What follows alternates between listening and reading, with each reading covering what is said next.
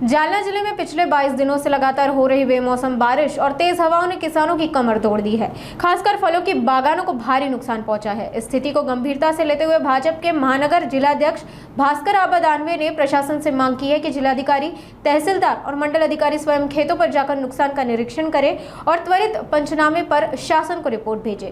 गेल्या आठवडाभरापासून संपूर्ण जालना जिल्ह्यासह महाराष्ट्रामध्ये मुसळधार पावसाने हजेरी लावलेली आहे। पाऊस येणं हे अगत्याचं असतं, परंतु या वर्षीचा पावसाळा जवळपास एक 12 ते 14 दिवस अगोदर अवकाळी पाऊस आलेला आहे आणि या पावसामुळे संपूर्ण जिल्ह्यातील शेतकऱ्यांची अक्षरशः दानादान त्या ठिकाणी झाली।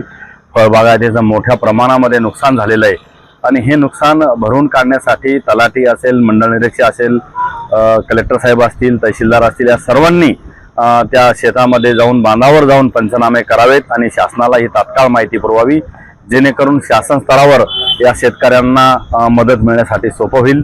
हा पावसाळा यावर्षी तर हवामान खात्याच्या अंदाजानुसार जवळपास 106% होणार आहे, परंतु हा बिफोर मान्सून आल्यामुळे हा खूप मोठ्या प्रमाणावर नुकसान झालेलं आहे।